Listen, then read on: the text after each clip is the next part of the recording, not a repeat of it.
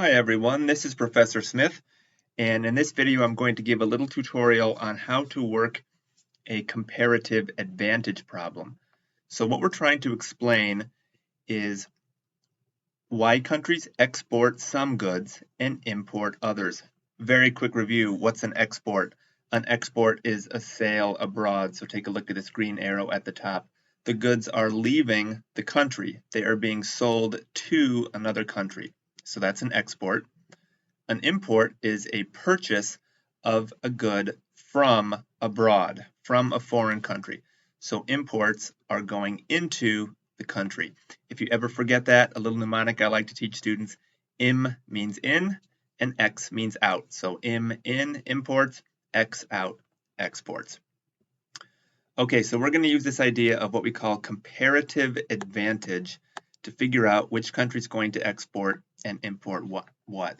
You guys have several problems on this, so this tutorial is going to show you how to work a numerical example. Suppose we have two countries. You'll always have two economic entities, usually countries. So here we have Mexico and the USA. And you're always going to have two different goods or services. In this case, we'll just have clothing or food. Now what we're given is a table of maximum productions. So for example, if Mexico put all of its resources into clothing, it could produce at most 900 units of clothing. It's max production. So if it produced 900 clothing, it would produce no food. Alternatively, it could produce no clothing, go all in for food, and produce 300 units of food. Okay, notice how the USA can produce 400 units of clothing at most, or 800 units of food. Now, once you have your table set up, you want to figure out what we call the opportunity cost. That means for a single unit of one of the goods, how much of the other good is being given up by that country. Now, the textbooks don't always explain how to get these ratios correctly, so I'm going to give you an algorithm to help you get the right answer every time. Okay, let's take a look at clothing in the USA. If you produce 400 clothing, so look at my table again, because it's either or, I'm going to be giving up 800 units of food. Now what you do is put these numbers into ratio format, okay? 400 to 800, so let me type that out. 400 units of clothing, 800 units of food is the ratio in that country. Now what you want to do is divide through so that you get 1 on one of the sides. So for example, if I divide through by 400, let's do that. Okay, now I'll take a look at this row here. I'm going to get a ratio of 1 unit of clothing to 2 units of food. Okay, that's always how you can get the correct answer. So the opportunity cost is 2 units of food for the USA to have 1 unit of clothing. Okay, now let's try the technique on Mexico. How much clothing in Mexico? How much is the opportunity cost? Let's go back and look at the table. Mexico can produce 900 units of clothing or 300 units of food.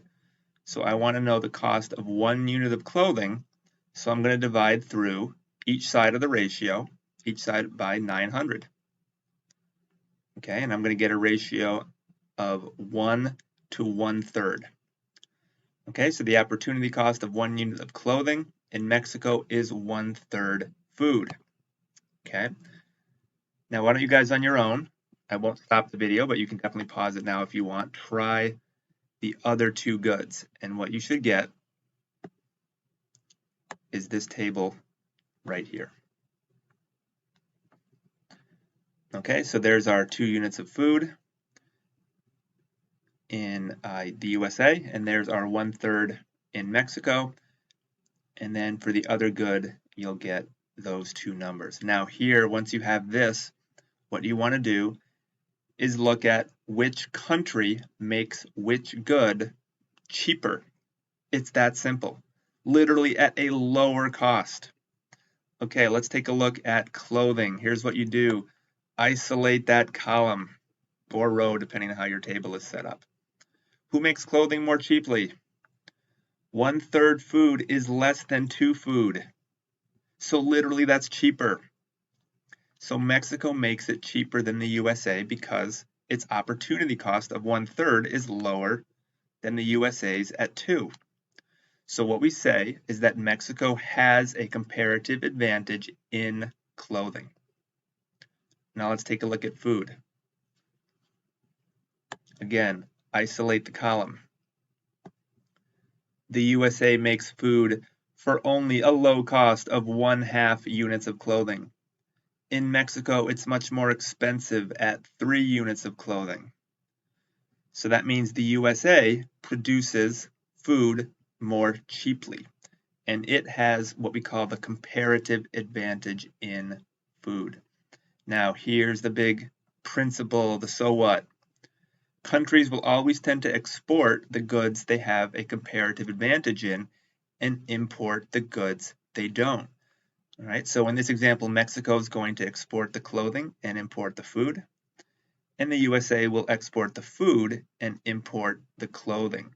So basically, guys, we've actually answered the question of what determines which countries export and import which good. It all comes down to what they have a comparative advantage in, okay?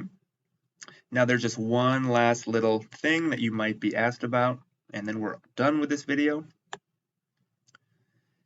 The countries in the real world would have to get together and make a swap, right? If you're going to export one and import the other, you have to trade. You have to say, okay, I will offer you X units of clothing for Y units of food. Now, for both countries to be better off,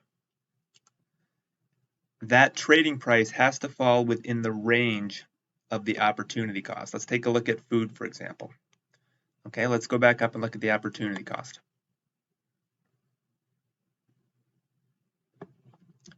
Okay, the USA is going to sell food. It's exporting the food. So it wants to get a price of at least 1/2 because you always want to sell high. Mexico in this example is buying the food.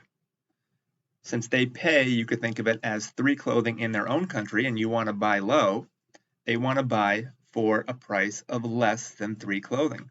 So the only way that each side can be better off in terms of simultaneously buying lower and selling higher is if the price of food falls somewhere between 1/2 and 3 units of clothing. All right, so in math speak,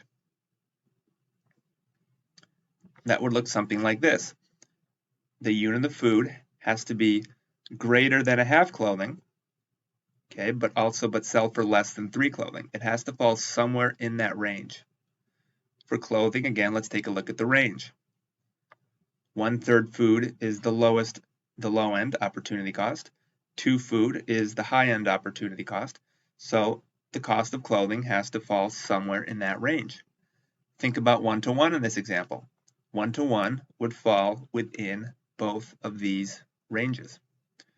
Okay, and that would make both countries better off.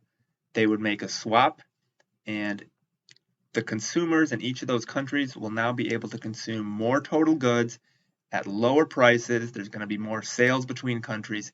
And this, in a nutshell, is why economists think free trade is generally a pretty good thing.